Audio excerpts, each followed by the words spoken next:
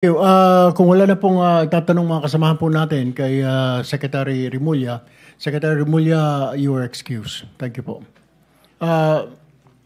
Senator De La Rosa, if you Thank have go ahead. Please Thank you, continue. Mr. Chair. Back to Yusek Bernardo. Yung who is Minard Go? Minard Ngo, Minard Go. Ngo. Mr. Chair, please allow me po to Maynard Ngu po, Ngu, NGU. Ito ba yung mayroong lang ako information. I'd like to confirm kung ma-confirm mo na kung ano ito? Tawag to sa China. Parang tawag to? Ha? Envoy po to China? Parang ganun po. Parang alam ko she is the envoy of China. Envoy to China. Apo, apo. Sinabi mo na hindi mo personally binigay kay Senator Chis yung pera. Binigay mo through Maynard Ngo. Yes po, Mr. Chair. Pero personally nag-uusap kayo about sa project. Opo. Doon po sa, kung babalikan ko po yung aking supplemental agreement, may dalawang beses po na napag-usapan namin ang mga tungkol sa proyekto. Ayun po, ni Senator Cheese. Kaya nga, nagtataka ako, personal kayo nag-uusap about the projects, pero pagbigay mo ng pera, hindi mo personal binigay sa kanya. Ibang binigyan mo through Maynard Ngo. Yes po, Mr. Chair. Ganun po ang nangyari. Bakit doon mo binigay sa kanya? Nung pong nagbigay ako ng listahan kay Maynard Ngu, ang sabi po niya noon ay kukunin niya po doon sa kay Senator Cheese yung pondo. So may kausap mo dito, si Maynard Ngo. Si Maynard Ngu po ang... Hindi si Cheese. In that particular project po na sinasabi ko na na-release ng pondo sa Marinduque and Valenzuela, si Maynard Ngu po. So Maynard Ngo. Opo, Mr. Chair. At allegedly, sabi kay Cheese yun na project. Pero yung pong projects na yun, Tapos nung nagbigay ka ng pera, kay Maynard Ngo rin. Hindi mo direkta kay Cheese binigay. hindi po, Mr. Chair. Senator De La Rosa, with your indulgence. So, ang ibig mo sabihin, Yusek Bernardo, yung nagbigay ng project si Maynard Ngo, hindi po si Senator Cheese ang nagsabi, Yusek, bigyan mo ako ng project dyan, kundi si Maynard Ngo. Pagkatapos po ng aprubahan, binigay nyo yung komisyon kay Maynard Ngo rin, hindi kay Cheese Escudero. Paki-clarify po. Tama po, Mr. Chair. Kami po ni Maynard Ngu ang magkausap. Ang sabi po niya ay kay Senator Cheese allocation po yung ibibigay niya.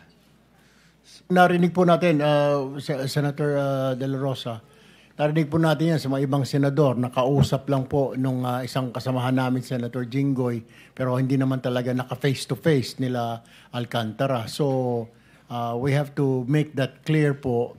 Pati po yung dito kay Executive Secretary, nagpalabas na rin po ng statement ang OES na wala po siyang kinalaman dyan at ang kausap nyo lang ay si Yusek Try-Give.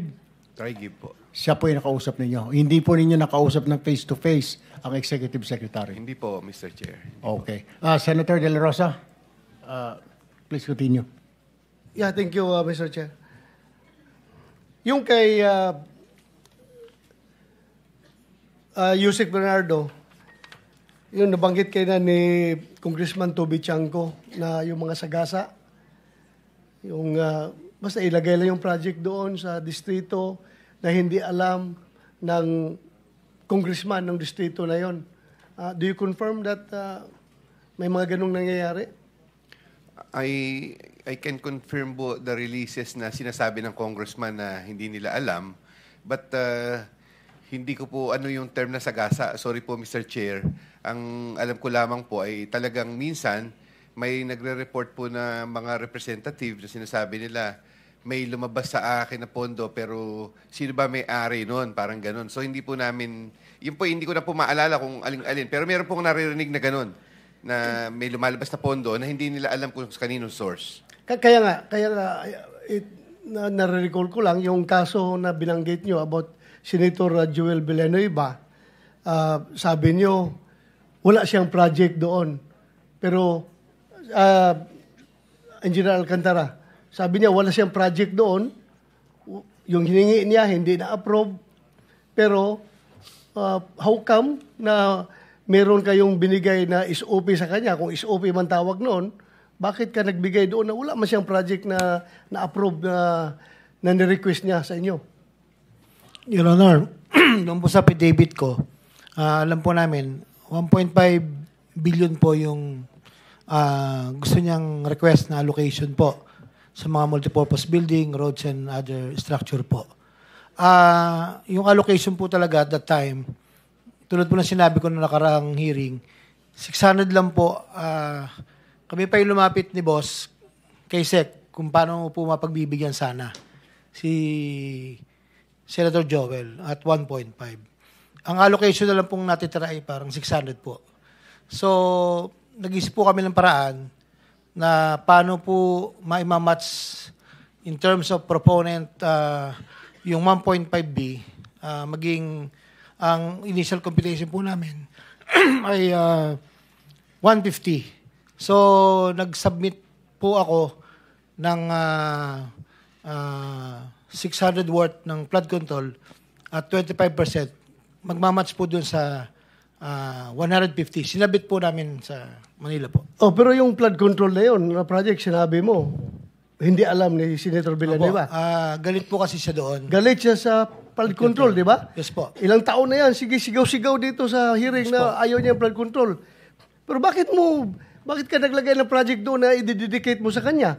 Wala kang paalam sa kanya. Bakit Sir, kayo gumawa ng gano'n? Opo. Kasi nga po, nung time na yon, nag-iisip po kami ng paraan para ma-accommodate yung 1.5B na request na multipurpose building. So, nag-usap po kami, nireport ko po kay So, Yusek kayo Robert. nga, in short, diskarte na ninyo yon Yes ni po, Yusek Bernardo. Yes po. Mag-flood control kayo para sa kanya without his knowledge.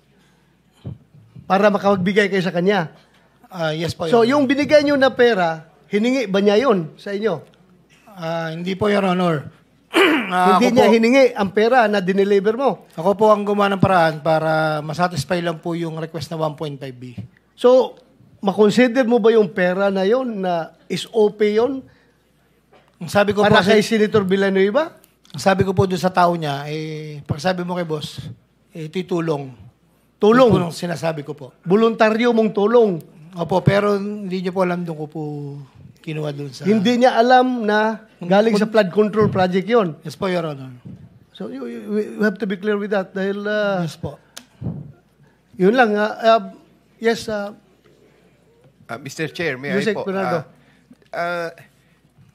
Hindi ko po maalala yung binabanggit niya na naririnig ko lang po nagkakaproblema kay Senator Joel Villanueva doon sa mga sa BICAM po kasi minsan nakakausap lang namin siya at parang humingi po kami ng tulong sa kanya pagka po sa BICAM po kasi sa budget hearing po kasi ay medyo talagang si Senator Joel so kami po nagsabi ko sa kanya kung paano makatutulungan si Senator Joel. So hindi ko po maalala kung paano pong na sinasabi niya na nagbigay ng 600 million na pondo kasi yung pong pondo na yon parang siya naman po ang nag-implement. Siya rin po ang kausap kung kausap po niya si Senator Joel, hindi ko na po masundan yon, Mr. Chair. Nabanggit lang po niya yung problemang ganon, pero hindi po ako aware na gano'n dun sa sinasabi niyang flood control. Hindi po. Kaya nga, gusto ko sabihin sa inyo,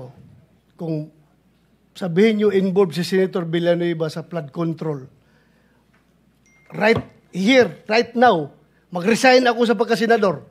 Kung sabihin mo na humingi siya sa inyo na flood control, dahil ilang taon ko nang naririnig yan na sinasabi niya na ayaw niya na flood control, galit na galit siya dahil ang Bulacan nababahan ng flood control. Pero Kung sabihin mo na naghumingi na flood control sa inyo, I am sure, hindi yan nangyari. No, Your Honor. Ha? Sabi ko nga po, hindi po. Ako po yung nagawa po Pero kung sinabi mo sana na sa bata niya na itong pera na ito para kay Joel Villanueva, Senator Joel Villanueva, tulong ko sa kanya, galing ito sa flood control, sigurado ako hindi tatanggapin yun, magwawala yun.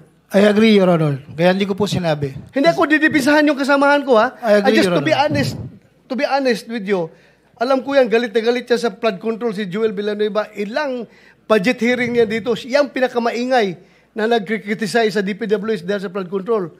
Pero kung sinabi sana ninyo na yung tulong mo na binigay mo, galing sa flood control, baka sasakalin ka pa noon. I agree, Your Honor. Thank you po. Yun lang, Mr. Chair. Maraming salamat. Okay. Next on the list is Senator Ontiveros. Salamat, Mr. Chair. Bago yung mga tanong ko, for the record lang po, Mr. Chair, pinaglalaban natin yung anti-corruption at pinaglalaban din po natin restorative justice, hindi death penalty. At pinaglalaban din po natin prison reform. For the record, Mr. Chair. Ngayon po yung mga, for the record lang po, Mr. Chair. Noted. Salamat, Mr. Chair. Ngayon po mga tanong ko po